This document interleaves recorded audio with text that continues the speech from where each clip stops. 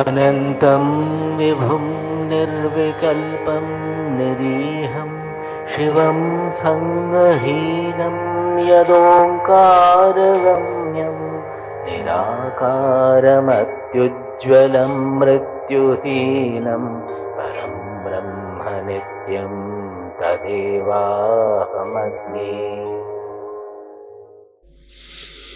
स्वराज्य साम्राज्य विभूतिरेषा भवत्कृपा श्रीमहिम प्रसादात् प्राप्ता मया श्रीगुरवे महात्मने नमो नमस्तेस्तु पुनर्नमोस्तु नमो नमस्तेस्तु पुनर्नमोस्तु नमो नमस्तेस्तु पुनर्नमोस्तु। थोड़ा सा वॉल्यूम बढ़ाना है। नमस्तस्मै सदैकस्मै कस्मै चिन्महसे नमः यदेतद्विश्वरूपेण राजते गुरुराजते यदेतद्विश्वरूपेण राजते गुरुराजते।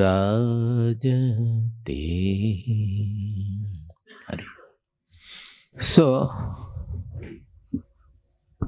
as I said that we have done up to the 28th shloka of 18th chapter last year. We will do it after that. But to give it a continuity, I was discussing the introductory portions. One thing is very important to notice, that as I said in Bhagavad Gita, it is not speaking anything about anything external. The result, the Sannyasa, the Naishkarmya, siddhi, everything is about our mind and intelligence. It is about internal. Bhagavad Gita doesn't speak anything about the external. Then, of course, it is speaking about what food should we take and all. Those things are different. Then, if we notice, then you will find that each chapter is a yoga, but everywhere the focus is on the seeker or the devotee. Generally, in devotion, we speak about God.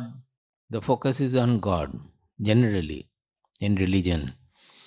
Here, in devotion also, in the Bhakti Yoga also, the focus is entirely on the devotee. And who is the best devotee? He has enumerated 24 qualities. So these are some very shining points which should set our path, set our sadhana on the right path, on the correct path. In religion, our focus is on the God. We pray to the God, we ask for many things. Somebody, whether he is existing or not, we have a faith in God and we do it. In spirituality, the whole process is entirely different. It has to do with the devotee or the seeker. That is, the focus shifts from the God to our own being. And it has everything to do with the qualities we cultivate. It is not only about bhakti or Raja Yoga or any yoga. Finally, even in the Jnana Yoga, as the chapters move from 13th chapter onwards, it takes up the knowledge, which is the ultimate sadhana. And there, surprisingly, he has mentioned about 20 qualities, amanitvam, adambhitvam, etc. And the last sentence is etad jnanam iti proktam ajnanam yadato anyatha. That means the knowledge or jnana is the conglomeration, is the assembly of these 20 qualities. Whatever else is ajnana, ignorance. What does it mean? That we think the knowledge is knowing about the Atma and all that. But it is clearly indicating that if you have an actualized, realized knowledge of the Atma, you must have these qualities. That is why the focus has to be, for a seeker, the focus should shift from the self-realization to the cultivate the qualities of the self. All the 20 qualities, if you take, once we had discussed that 13th chapter here also. And I showed that each of the 20 qualities, when you take it to the peak, it is nothing other than the self. As the other day I was saying that Vairagya, the Parakashta, the ultimate of Vairagya is the self. The ultimate of Viveka is the self. Everything will be taken to the self alone. So the focus is all on our cultivating the qualities. This means a great correction on our path. Those who are still thinking in a different manner, they should correct their path later than not doing it. But it is all, that is why the so-called religious people are not necessarily good seekers, because they are guided by a sort of rigid frame of mind with their faith. Spirituality is not that. Spirituality means flexibility. It means to embrace the whole world as it is. So that is a very important point to note, that the focus is on us, on our qualities, on our virtues. In some places he has mentioned 20, some places it is 24, some places it is 16, like that, but they all mean the same. There is no difference at all. And the other most important point is that in Bhagavad Gita, the complaint all of you make is, by Bhagavad Gita denounces that. What is the complaint everybody has about sadhana? Tell me. That is when you are doing sadhana, but about most of the people, there is no time. I have to look after my family, I have to go to the office. So actually in our global convention on Bhagavad Gita, GBGC, Global Bhagavad Gita Convention in Bay Area, just in the last month, after saying that, I mentioned that all the Bay Area people have the complaint that we are so busy in our life, in our IT, mostly they are all IT professionals, so in our work and in our family life, that there is no time for sadhana. Bhagavad Gita doesn't say that you need a separate time for sadhana. So where is your complaint? It says that all your activities have to be converted into sadhana. And it is not a specific activity of meditation or doing exercise or anything. Whatever you are doing, and what is the basic picture? Arjuna was about to fight a great war. And that war activity was converted into sadhana for Arjuna, to go to that transcendental dimension. He wanted to leave and go away. But Krishna said that no, here is your sadhana. You have to fight the same war, but not with the same mindset. You have to elevate your mind. Go to that impersonal dimension where it is a need of the society for you to fight the war. And with that, you have to fight. So where is the question of not getting any time? Whatever action we are doing, Bhagavad Gita is saying that you remain in the same action, but with a different mindset. Change your mindset. And the actions are the opportunities for you to change the mindset. The same action which you are doing with a selfish motive, as Arjuna was doing, that activity itself you have to do without the selfishness. So, all of you, you cannot say that I don't have time anymore. At least stop using that excuse. And to do that, making everything a sadhana, be it cooking food, looking after the children, working in the office, fighting a war, ruling the country, whatever is the activity. And they are giving all the examples of the Rajarshis who are ruling the kingdom. And that helps their knowledge. That activity is working as their sadhana. You know about Janaka Raja's and Shukadeva's story, that Shukadeva was born sort of a knower. He's a very pure soul. So he used to think that he knows everything. When Vyasadeva was trying to tell him about the truth, he felt that all that I know. So finally he told the father that whatever you are telling, I know. What is new in it? So father understood that the son will not grow under my tutelage. He has to be sent somewhere else. So he was sent to Janak Raja for tuition. He went to Janak Raja. Janak Raja did not allow him within the palace for 7 days. He remained sitting in the drawing room, sort of in the palace outside, outer court. And he was watching this Janaka Raja whole day. What is he doing? He is busy with this work, that work. And you can understand a king. I mean, not understand. You have to imagine what can be the hectic schedule of a king. They sometimes do not even sleep.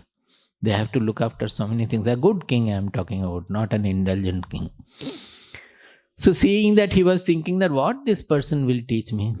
He is only busy with the worldly things. Then after 7 days, Janak Raja allowed him to come to the Andar Mahal, where the ladies are staying, not to him. He has to stay with the ladies.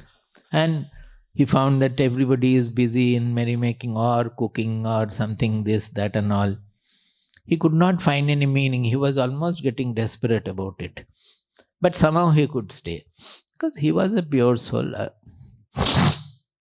Finally, Janak Raja called him and started teaching him every day. He again started feeling that whatever he is saying, I know. What is there to learn anymore?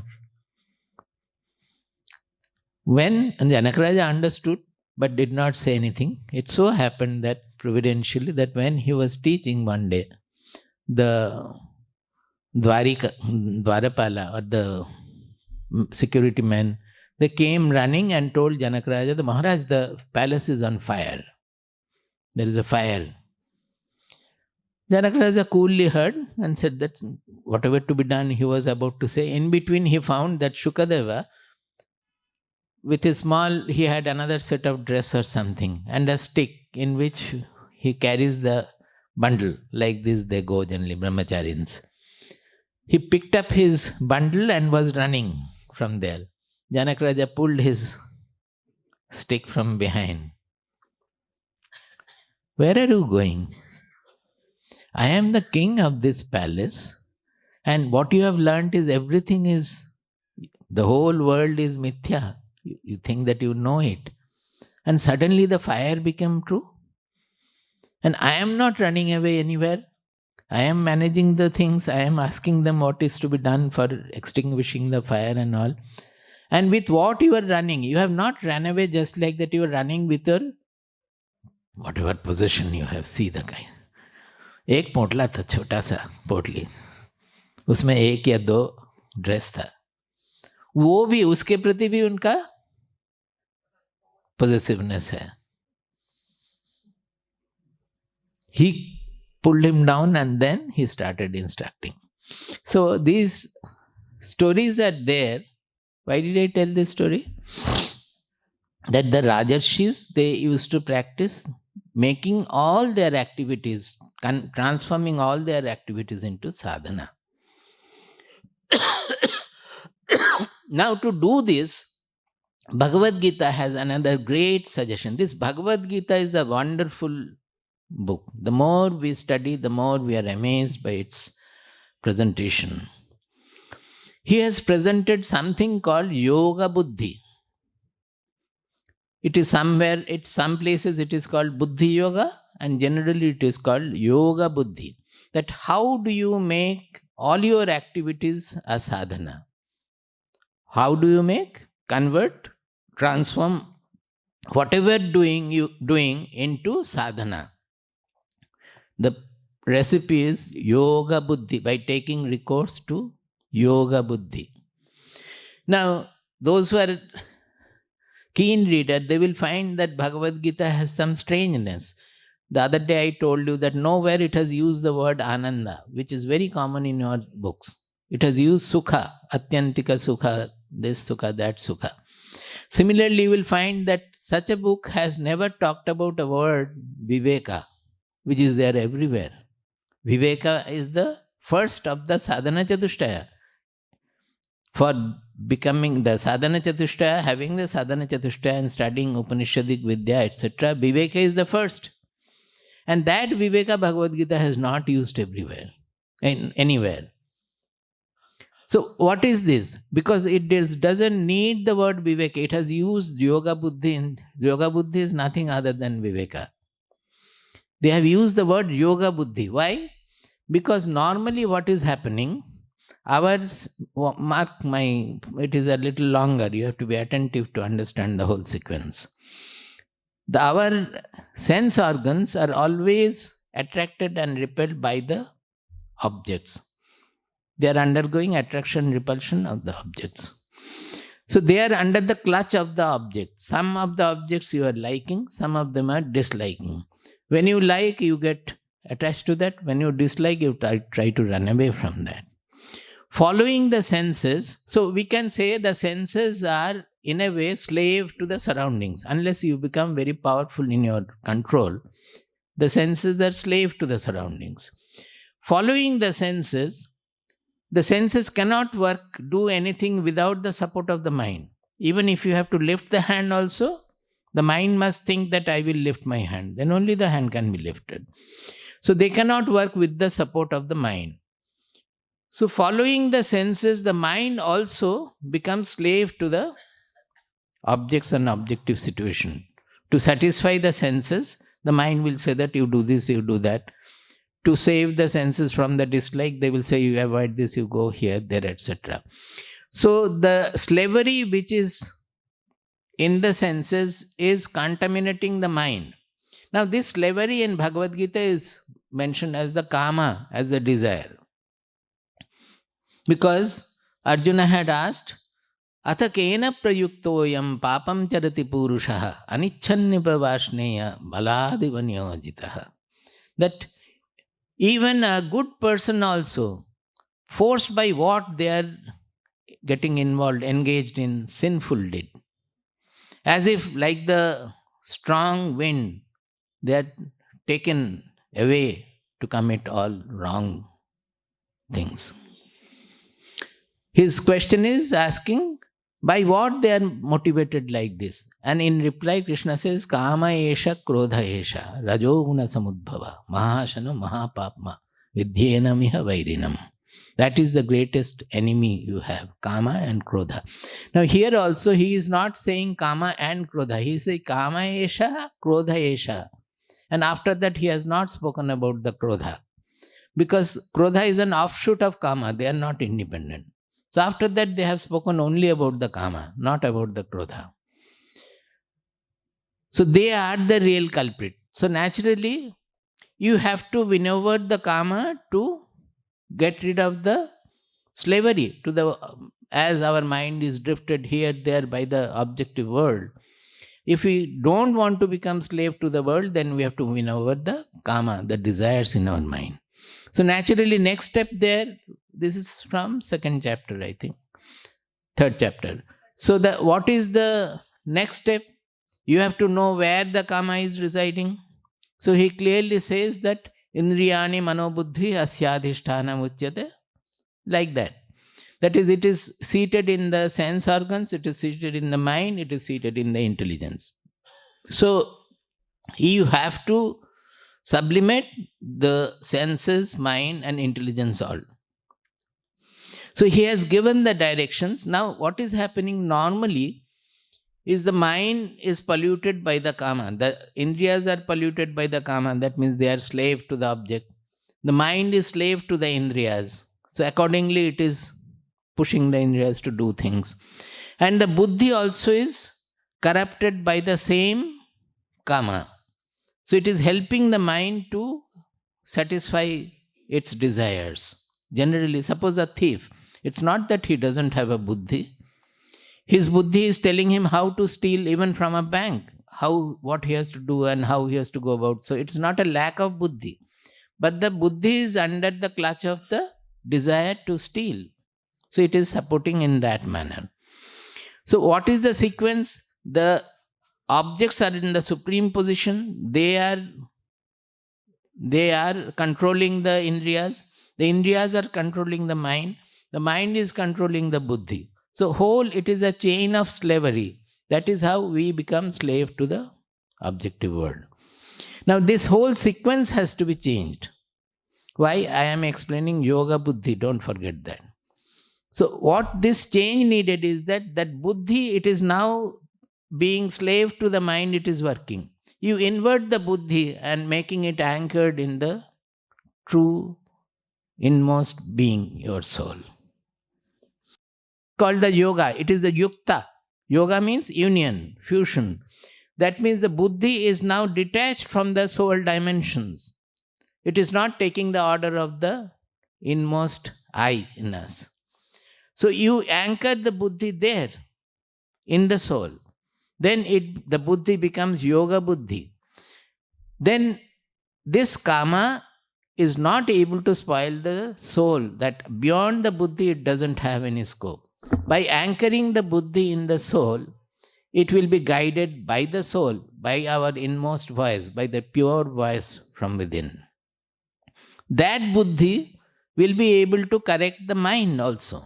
Now it is purified by the yuktata, by the connection with the soul. It will guide the mind also to become pure. That mind will guide the indriyas also to become pure. And you will no longer remain slave to the objects. You will become master of yourself. You will become master of the world also. When nothing in the world can make you, subdue you. You are not worried about anything happening in the world. Are you not master of the world? It is not becoming king of the world. But whatever happens, even if it is a great loss, you are able to take it. Even if it is a great gain, you are not upset by that also, or affected by that also. So you become absolutely sovereign, free. So this is what the prescription of Bhagavad Gita is, to anchor the buddhi in the soul. So-called soul, we are saying. Yesterday, day before also we have discussed that it is how do you anchor? When you are active in meditation, I understand the anchorage in the soul. Because you are not working, your focus can be inmost. You are going within. In meditation, it is understood. But when you are active, then how you can bind it to the soul? Are you going to meditate while acting? No.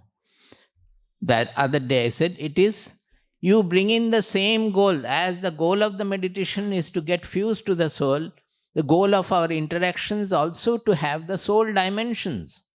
That means whatever we are doing now, do it to gain a sky-like dimension of the mind. If you are selfishly trying to do something, immediately be cautious, remove the selfishness, become selfless, look for the liberal judgment. Suppose you are finding very difficult to appreciate your enemy, immediately look at it and say that why am I becoming constricted? It's a good quality he has, I must appreciate, and start appreciating. Even by forcefully, if you start appreciating, you will find so much of joy. Once you get over the constriction, you will find it is so joyous that nobody has to tell you. Again, in appreciating people, there is so much of joy. But you cannot appreciate others except yourself and the children. Is it not? But it is a real joy. Even that is why it is said that the impersonality, the joy you get from your children or your beloved people, that joy is nothing compared to the joy you will get when your mind is absolutely impersonal. That is, vairagya will give you the maximum joy in your relationships also. Because it becomes absolutely a free, loving relationship. You will be able to tolerate everybody with all their defects till they kill you. In the ashram, we have to tolerate everything till they become detrimental to the objective of the ashram. In that case, they have to go. Till then, it is all trying to correct people and tolerate everything. So, this yoga-buddhi from second chapter onward, second chapter, he said, Buddhau sharanam durena hi avaram karma buddhi yoga dhananjaya. Buddhau sharanam anvicha kripanaha phalahetavaha. You can tell what is the number. Again, I am going away from 18th chapter. What to do?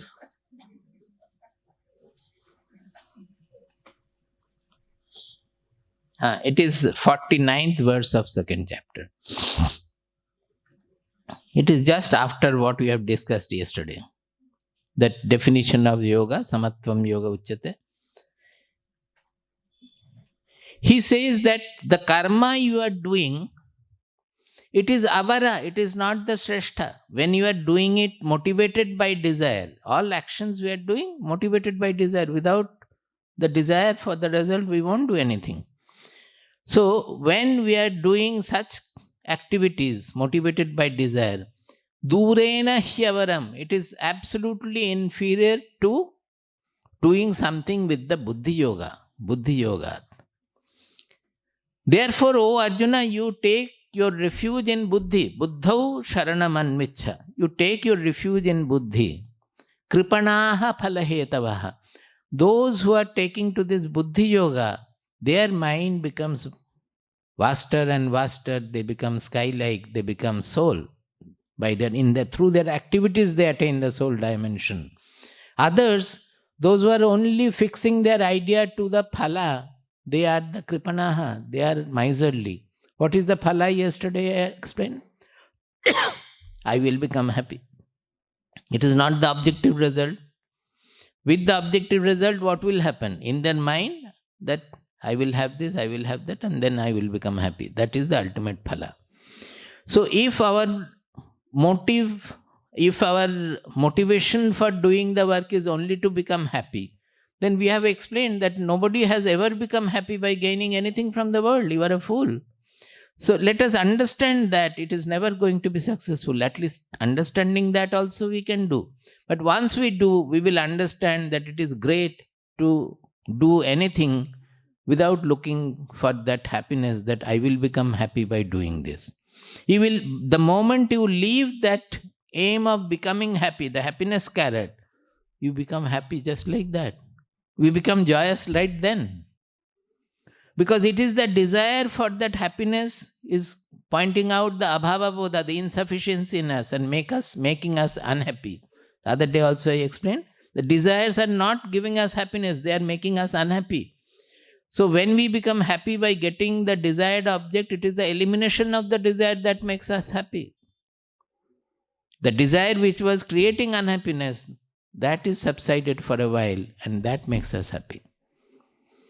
So, this looking for the happiness at the end of it, like a donkey, the carrot is with the stick, the carrot is put in front. It will never get the carrot, it goes on running, is it not? I have a slide for that, someday I will show. So, it is like that. We are running after, not knowing what to do. So this is the buddhi yoga, which is the same as viveka in other places. That is why in sadhana chatushtaya, for Upanishadic vidya, viveka is given the first place. Without the buddhi getting anchored in the soul, when it will direct us on the right path, the other things cannot happen. If the viveka is there, it will automatically generate the vairagya. If viveka and vairagya are there, it will automatically enrich you with all the 6 treasures, internal treasures. Shama, Dhamma, Titiksha, Uparati, Shraddha, Samadhana. All the 6 treasures you will be enriched by all of them, will fill you. So the first thing is the viveka. Here, he has not used the word viveka, but that is same as this yoga-buddhi or buddhi yoga. Yoga-buddhi is the viveka here. So the moment we anchor the buddhi to the soul, it becomes yoga-buddhi. And it takes the direction from the soul, not from the objects and the indriyas and mind. So then it can control the mind. Then it can control. In another place also, Bhagavad Gita says that Indriyani paranyahu indriyebhya param manaha manasastu para buddhi yo buddhe paratastu saha. It's very important. The indriyas are very powerful. it is known. But how can you control the Indriya?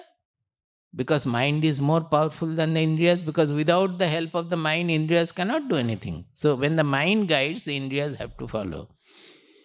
But how will the mind guide? Because the mind is already slave to the lower tendencies. Mind is already slave to the Indriyas. So normally the mind will not be able to guide. So although the mind is more powerful, it is working as a slave to the Indriyas. Manasastu para buddhihi. To guide the mind, the buddhi is there. Buddhi is higher than the mind. It will give the mind the direction, everything. But how will buddhi give the direction? Buddhi itself is under the slavery. So you will not be able to, although it has the greater power, it will not be able to guide. So we have to first extract the buddhi from this slavery. Then that buddhi will be guiding the mind. Extract the mind from the slavery, then that mind will be guiding the Indriyas. And the whole thing will become natural, automatic, spontaneous. There is no control anywhere at all. Control is in the beginning for the senses and all, disciplining the senses, not control, disciplining the senses.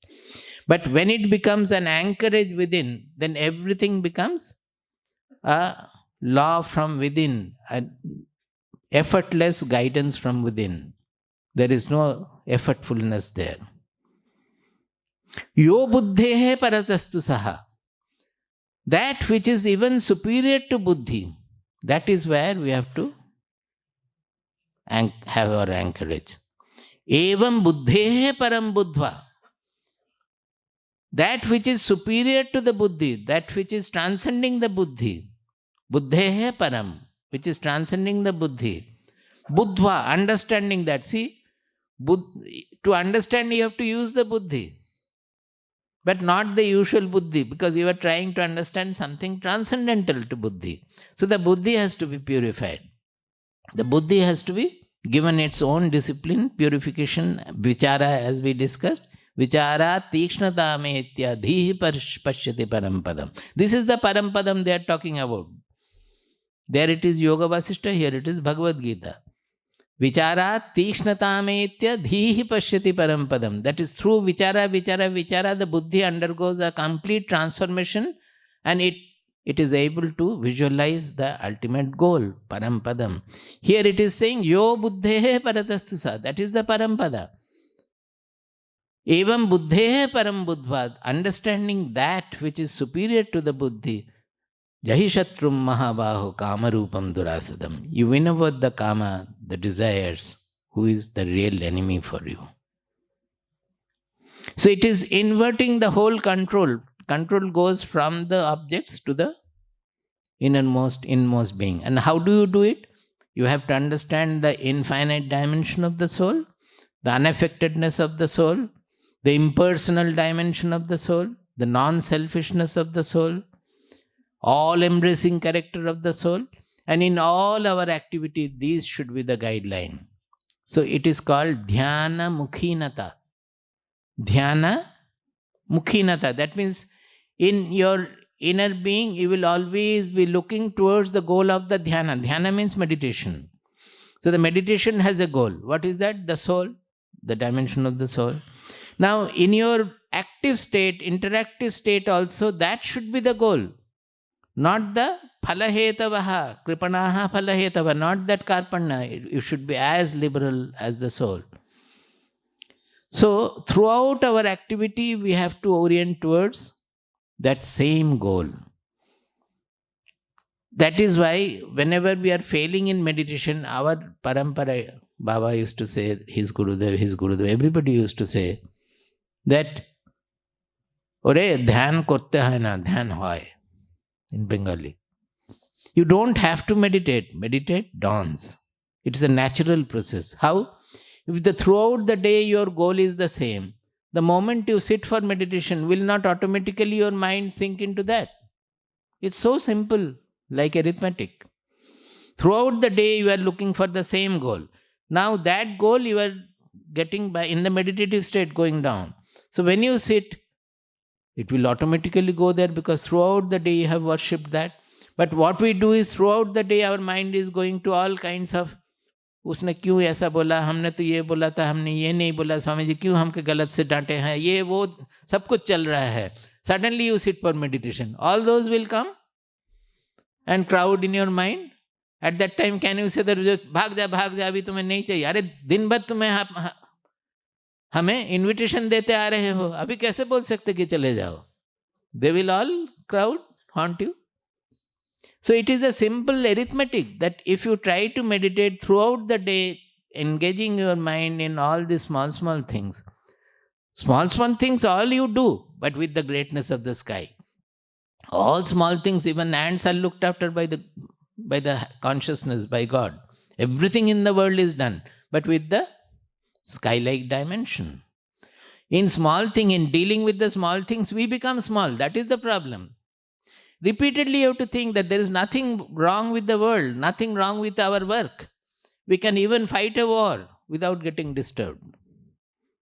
It is our mind which has to do everything, small work, big work, medium work, everything with a sky-like dimension. Even if you have to send away your servant also, do it with a sky-like dimension. Lovingly, smilingly, telling him where lies his goodness and ask him to go. Not shoutingly and have a fight and then tip. Not like that. Is it not relatable? So you have to do it. So, the two important point is that here God is Gauna. Gauna means secondary. We are primary, not to increase our ego, but to transform ourselves. That is, our qualities are the primary. Second point is that there is no special time needed for sadhana. All our activities will become sadhana. So no further complaint that I don't get time, Swamiji. You don't have to get time. It's better that you don't get time so that you convert your activity into sadhana. Otherwise, you will only do some useless meditation and come back and do all the nonsense. And for that, how to do it? Buddhi yoga. You anchor your buddhi in the inmost soul, in that dimension, and become like the soul. Now, from the 13th chapter, after introducing what is knowledge, and all these qualities are the 20 qualities mean knowledge. Just as I said now, that the assembly of the 20 qualities, etad jnanam iti proktam. This is called knowledge. After saying that, you have to, the Bhagavad Gita has to guide us to collect all those, to cultivate all those qualities. So they started with the Triguna, that is guna, what is that? Gunatraya Vibhaga Yoga. This concept of Sattva, Rajas and Tamas, it is there in Bhagavatam also, in many other places also, but Bhagavad Gita has presented it with quite wholesomeness, in a very elaborate manner. Why? Because he has to now bring down the sadhana to an applicable level, in the down-to-earth level. See, Upanishadic sadhana is very, very great, but it is, you cannot say it is a down-to-earth sadhana, because your mind, unless it is free of all these karpanya, these constrictions, it is very difficult to contemplate on the soul. You will not be able to do. But if you are able to do, then it is a fastest sadhana. Generally, our Shastras compare that, suppose there is a fruit, ripe fruit you are seeing. To pluck it, you have to have a long stick with a jali or something or so, and even then it may not reach. You have to climb half the way and then you have to pluck it. Even then it may fall and break also. Finally, you may not get it. But with so much of effort you have to do. Whereas a bird sitting on the tree, it sees the fruit and immediately it flies and takes it. It is like Jnana Sadhana is said to be like this. That is, straight away you go and take the fruit. But the problem is that we are not fit for that sadhana. What can be done? We have to do something for which we are fit. Otherwise, neither this way nor that way. That is what Arjuna was told. If you take to sannyasa and beg and remain in the forest, neither you will be able to progress spiritually, nor you will be able to have your kingdom or fight the war or defeat the wrongdoers. Nothing can be done.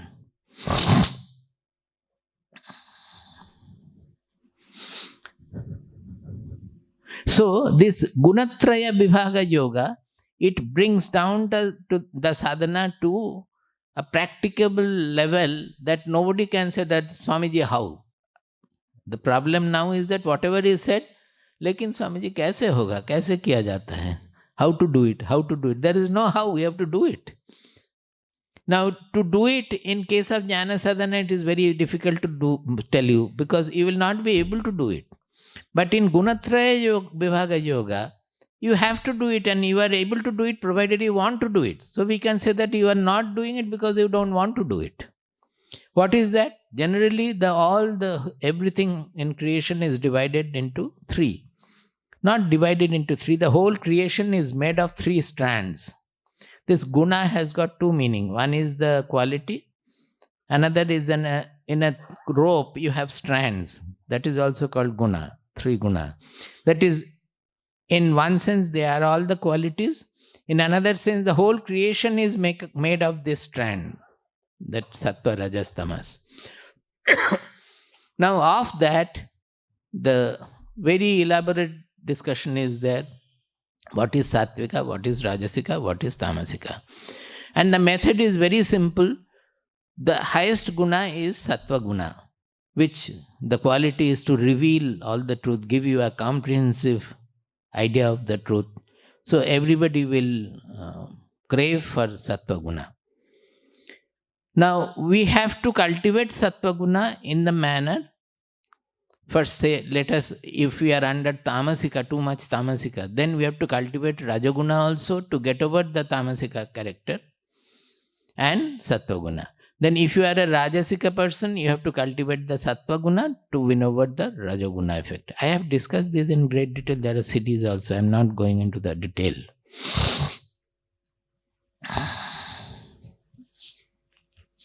Now, how do you cultivate sattva guna?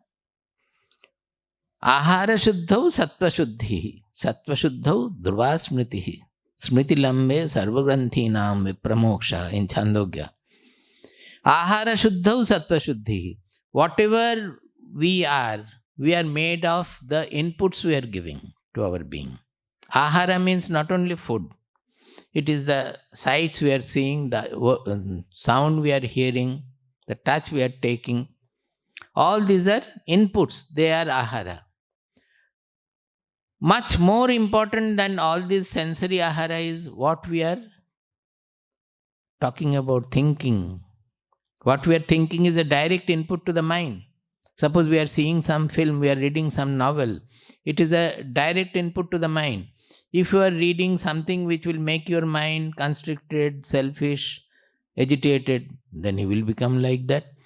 If you want to make your mind sattvic, you read something sattvic, you read about the sattva guna stories or life of such person or so, then automatically your mind will become sattva guna oriented.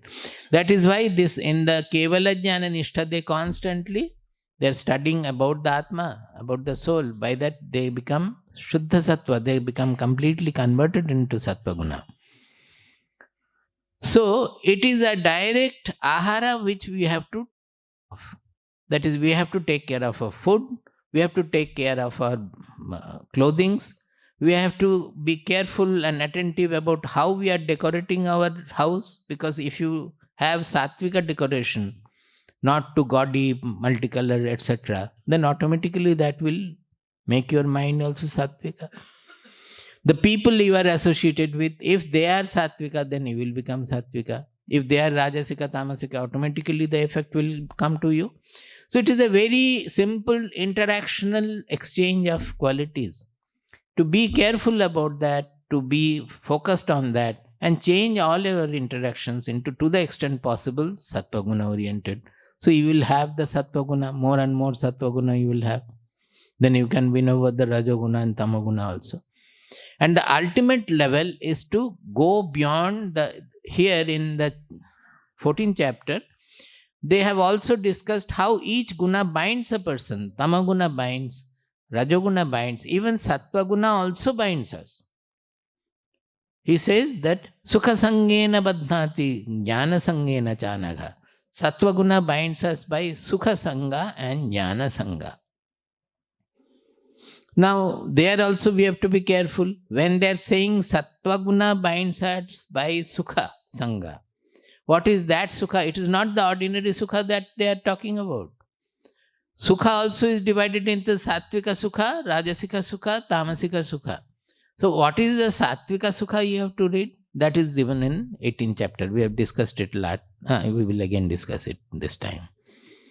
So, a sattva guna person, when he is undergoing a bondage because of sattva guna, it is because of his clinging to the sattvika sukha. Suppose when we read the Shastras, it gives so much of bliss and joy and expansion that we will easily be bound to it, much more than other so-called indriya pleasure, this, that and all. This bondage is much more tight. So such people will not like to get up. If you say that the tap has to be repaired today, he will get annoyed. Because he doesn't want to leave the reading and studying. Suppose a person is getting into real meditation, it will be so joyous that he won't like to do anything else. These are the sattvika bondage. Our Swamiji was very much given to meditation. He himself says that I was a meditation monger. But I said that don't use that word, monger doesn't matter. But he was indulging in meditation, you can say, in a way.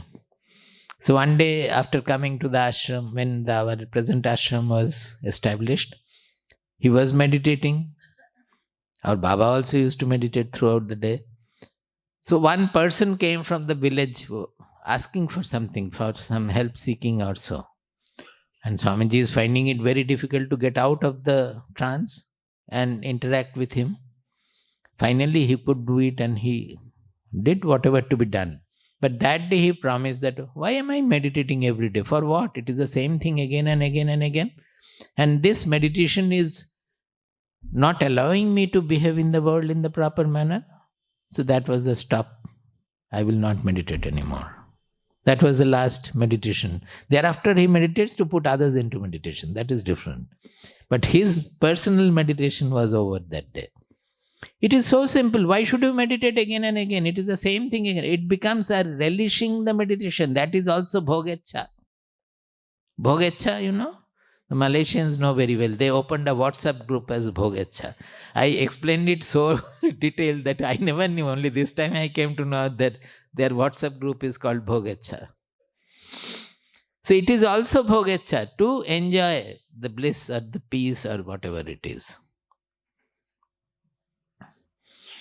So, Sattva Guna also binds by this Sukha Sangha and Jnana Sangha. That is, whenever you discuss these things, I also, while explaining these things, I get a lot of joy, is it not? Otherwise, how will I tell you?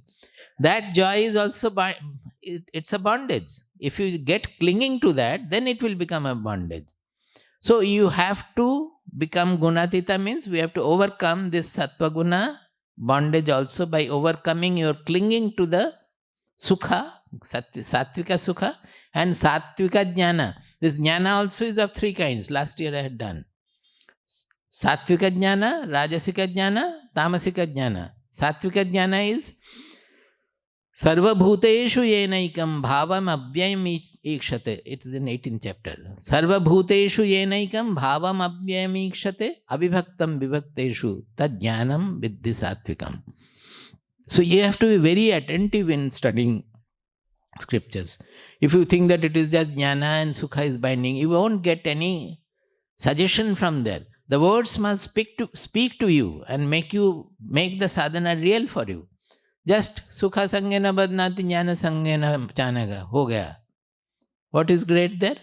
When you compare from that, this sukha must be sattvika sukha. And what is that sattvika sukha? What is that sattvika jnana? Then the whole words, all the words become meaningful. They start speaking to us. So the jnana sangha is what kind of a jnana? Sangha to what kind of jnana? That is clinging to what kind of jnana? Sarva bhuteshu yena ekam abhyayam bhavam ikshate. That jnana is always contemplating on the ekam abhyayam bhavam. That means one, unchanging, imperishable, immortal, immortality. In what? In everything. That is the consciousness. That is the basic truth in everything. So that knowledge which is always connecting us to that kind of an emotion, that kind of a bhava, which is always relating us to this oneness, the consciousness on which the whole world is appearing to be, on which all the differences are there, but his focus is on that oneness on which everything is appearing to be. Abhibhaktam vibhakteshu. These are all fragmented. The whole world is fragmented. Something is white, something is black and all. But he sees that black and white both are appearing on the revealer consciousness. It is the one thing everywhere. Both the ugliness and the beauty is appearance only on the consciousness. The enemy and the friend, their appearance only in the consciousness. So in his vision, his focus is more on the oneness than on the variety. Variety he sees as an expression of the oneness. So that binds, even that kind of a dimension of the oneness dimension to relish, to contemplate and to get dissolved in it, that also becomes a clinging, a bondage. Well, how can you overcome that bondage? Shastra says by surrender. That is the ultimate. Surrender means you don't bother about, sometimes sattva guna will come, sometimes rajaguna will come, sometimes tamaguna will come. Everything is okay. You become like the Lord on which the whole creation is dancing with all its ugliness, criminality and goodness and beauty. Everything is in me, doesn't matter at all. So you become absolutely impersonal. That is the height of impersonality. So the whole sadhana is brought to a down-to-earth level in 14th chapter.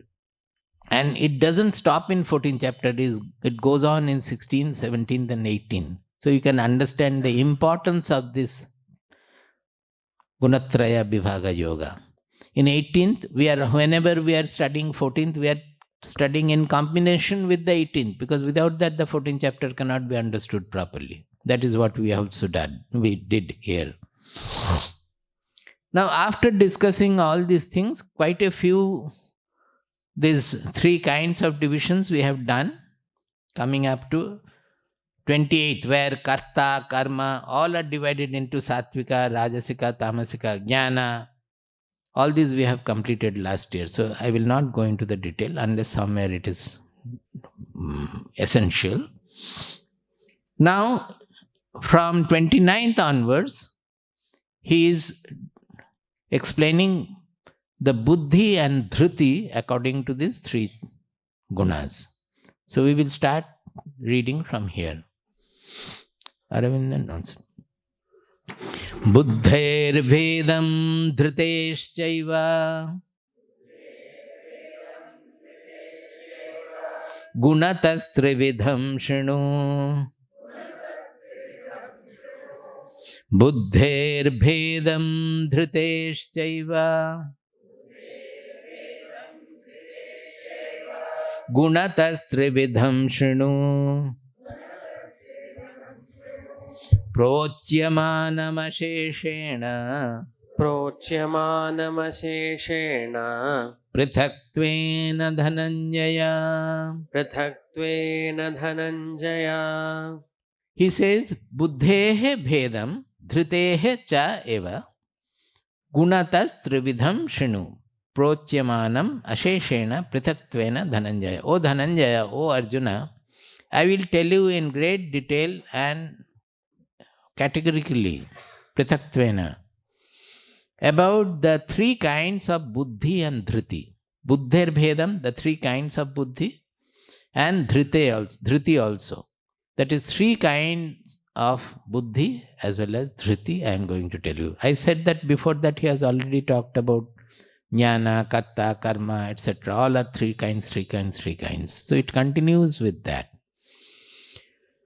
Now this buddhi and dhruti. Buddhi is by which we understand anything. And dhruti is whatever we have understood, we retain that. Dhruti has got two meanings. One is the persistence, another is the retentivity. We retain whatever we have understood, we retain that, and also we persist with that. Now the question is that when you are listening to this discourse, many of the things you are able to understand. That means the buddhi is able to grasp. That means the buddhi has taken to a sattvika level where the enlightenment comes to you. You are able to understand the truth which you were not able to do earlier, perhaps. But doing it, when you go back, how is it that you are not able to retain it? When you are going out, whatever you have understood, it gets fizzled out. It gets, again, lost. So that dhriti will depend on your sadhana. Why? Because it will depend on your guna constitution. Suppose when you are listening here, through the words, through the expression, illustration, through the explanation, what I am really trying to do, it's an abstract analysis. What I am really trying to do is transfer sattva guna to you. How can I transfer? I can transfer from my buddhi to your buddhi. I have to think about various illustration and all. I am applying my buddhi, and through those words which will appeal to your buddhi, I am transferring, really speaking, I am transferring sattva guna to you, so that you are able to understand. Do you get my point? Little abstract, but if you understand, you will get a lot of joy in it. So, with that help, you are able to understand. But when you are alone, to retain that, you have to have your enhancement of the sattva guna. Otherwise, you will not be able to. Similarly, when you think about it, what are the things you are able to retain? Whatever you like. Suppose the taste of rasgulla we will not forget easily. Or how to make rasgulla also, if you learn, you will not forget. How to make this sabji, you will not forget. Why? Because your attachment, your interest in that. It depends on your interest, your valuation, your evaluation of life, everything. Whatever you have taste for, that you will be able to retain. Am I clear? So for sadhana, what do you have to do? You have to change your taste. You have to develop taste for the truth. You have to develop taste for this sky-like dimension, for this impersonality, for this unaffectedness, for this changelessness, for this immortality. As we develop the taste for it, so much will be the retentivity for us. We will be able to retain it. Samajh mein nahi aa raha? This is it. This is how the sadhana grows. So,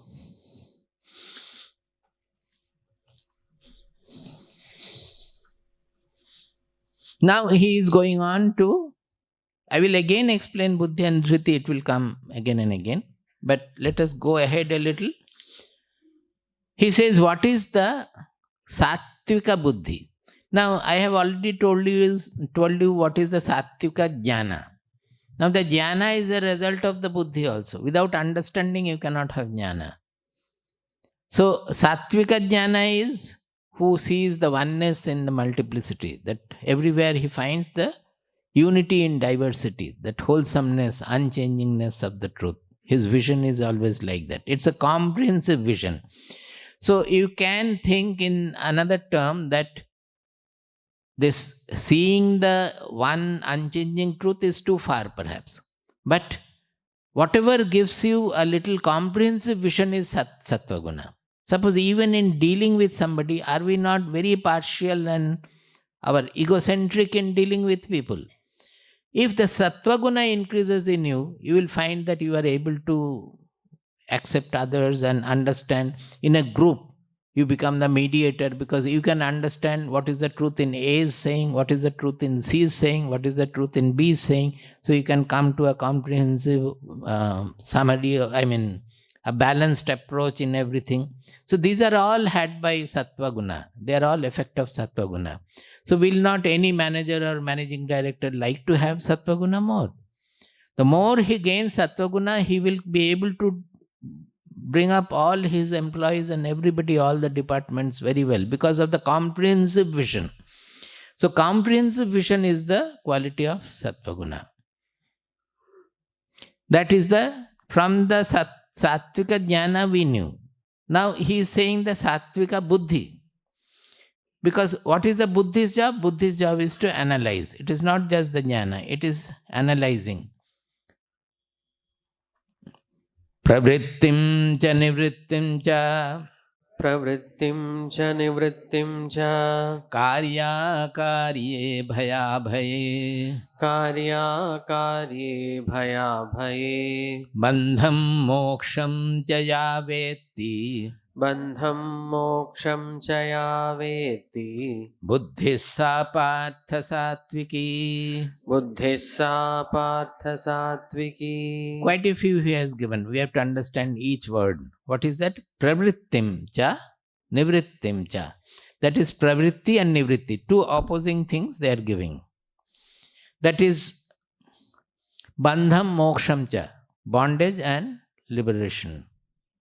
Ya veti buddhi sa partha sattviki. That means a sattvika buddhi will be able to differentiate between bandha and moksha, pravritti and nivritti, karya and akarya, bhaya and abhaya. Are you remembering the viveka?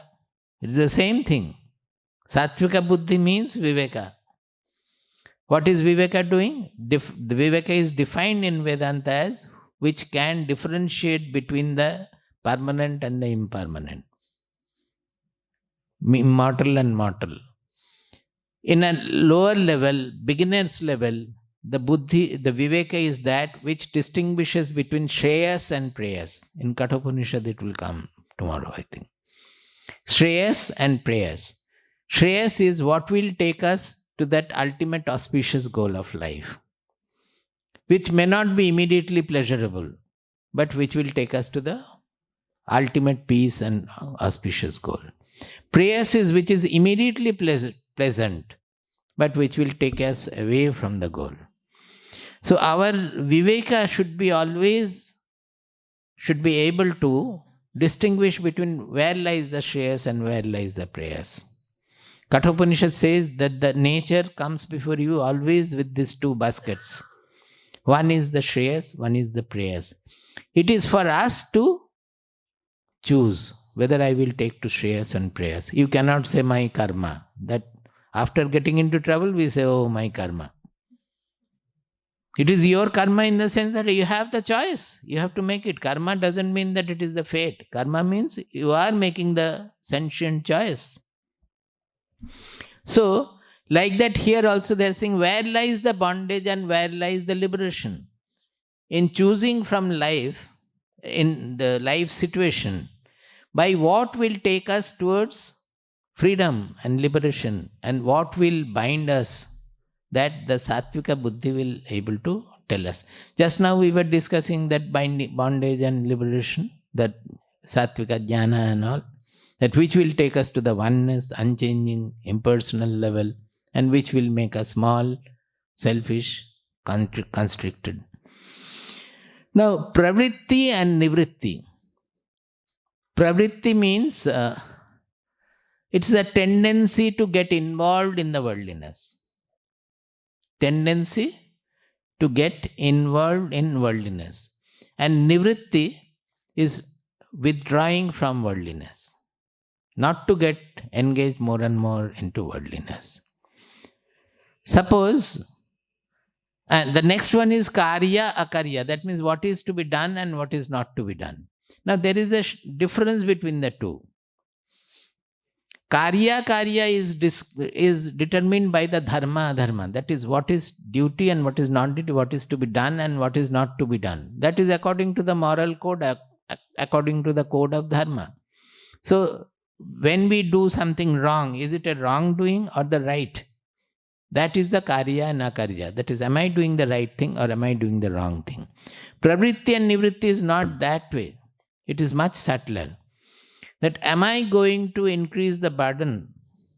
It is very common everywhere we do. We start collecting materials and putting them in the loft, and after some time when the loft is full, you ask for another storeroom to be made. That storeroom becomes full. And when something is necessary, you are not able to find out from anywhere. But you go on collecting things that someday I will need it, someday I will need it. Do you not do it?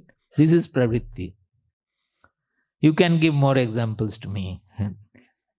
If it is an interactive session, I would have asked all of you to tell one by one what is the pravritti.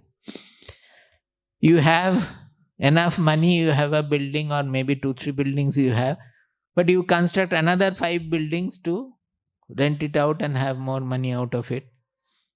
You cannot lie in more than one bed. You cannot cook in more than one kitchen. One sabji here, one sabji in telco, one sabji in agrico. Can you live like that? So our need is very little. We cannot have more than that. And we increase like that and give it on rent, and then we get into court case and so many other things also. So by increasing the property, are we enjoying or are we suffering? And then you go to Kali Mandir and hamara tenant ko bhaga dijiye. Is it not? So this pravritti nivritti is like that. It is not that you are doing anything wrong, but you are unnecessarily increasing your burden. That is the pravritti marga. एक wife को संभाल नहीं सकते हैं, 3 wife चाहिए. It is pravritti marga. Nivritti means where I can live peacefully, simply, not getting indulging in many things. Suppose you like to study, after a long time you have become old. You want to learn a subject. Why don't you learn? You have to get a PhD or an MA or MSc in that age. But people do it. At the age of 70, they work for PhD. It is increasing the burden, but in a way it is good. Perhaps they think that unless we do PhD, I will not be relieved of my other family burdens or so. That is different. But actually it is an orientation towards getting another degree. Loading ourselves with one more degree, that we do like that. So a sattvika buddhi will be able to distinguish between this, where am I getting involved in more and more worldliness, and how to get rid of the worldliness and get on the path of the truth without the encumbrance. Then karya is definitely much easier, that you find out what is dharma and adharma. But there also we make lot of mistakes, because our greed, our partiality, it envelops the real sense of dharma and adharma. I know of a family where Swamiji used to say that the person was a crorepati. He had crores. It's a very big businessman. His brother's children were very poor. So when he is dividing his property, he is giving everything to his son and not giving anything to the brother's children. So Swamiji was saying that at least some balance should be there. They are your own brother's children. And by giving so much of property to your son, are you not going to spoil your son? First of all, this property giving, our scriptures do not allow at all. The best property is hard-earned property. The inferior property is what you inherit. Further inferior property is what you get as dowry. All these things are spoken of in the scripture. That means all these practices were there in the society. So, karya, what is to be done and not to be done also, it is not so easy. We have to be clear-headed in that. So that is Sattvika Buddhi's job, to always find out what is to be done and what is not to be done. I have told you about a story of, in our Trichur ashram, one very devoted Vaidyan, Ayurvedic physicians are called Vaidyan, was there. He has passed away now. He had lot of landed property. So once he came crying to our Swamiji that the government is taking away one of his landed property for putting up a radio station there. So Swamiji told him that, Balakrishnan, what were you doing with this land? Like a Maidan, it is lying with jungle and all. You have not done anything with this land. The government will give you some money also. May not be the money you expect from such a property, but government will give you some money. And by that, what will happen? A radio station, that ritual will have a radio station. And it will be so much beneficial for the people. You yourself would never have done such a good work for the people. Now, because of government's effort, that you are also becoming a bhagidar of the punya, that such a good work, social work is being done. Happily, joyously, you simply give it to the government. What they have asked, give it a little more. And be happy. Initially, he was quite, but after Swamiji explained everything to him, he went back very happily. But again, after a few years, came back that another property. Swamiji again said that, did you not feel joyous after giving up that property? Yes, Swamiji, I was very happy after giving that. Give this also, you will feel all the more happy. So this is pravritti and nivritti. It is not karya. It has nothing, adharma is there even if it doesn't give or anything like that. In this case, it was almost forcefully. But naturally also we can give. Our Swamiji's family had 27 acres or 26. It was 18 plus government gave something altogether. It was 26 acres property where they had put their first ashram. It is called Jnana Ashram.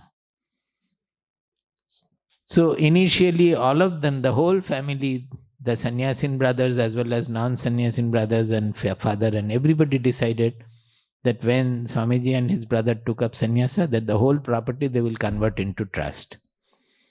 So some suggested that only part of it to be done. But Swamiji insisted, no. When we are transferring, the whole property can be made into a trust. So the whole, by that time it was 26 acres or so, the whole property was given up in a trust. And very soon after a few years, they given off the trust also to Vishwa Hindu Parishad. Left that. Purushottam Swamiji made a small place, started living there, and Swamiji came away to our present ashram area. That 26, we have a very little area compared to that, and that had the 26 acres of property. If they had been sticking to that property, what would have happened? Nothing would have happened. So this is the nivritti marga. That is what to do. If they had the possessiveness, they would not have been able to give. Even if they don't utilize the property, they will not give. They freely gave, and the whole family gave. All of them agreed. Okay, we will stop tomorrow. Prabuddham vimuktam vikaradihinam prasannam sada nitya bodhasvarupam param nishchalam nirgunam sarvarup bhajeham sadanusmarami pranomi.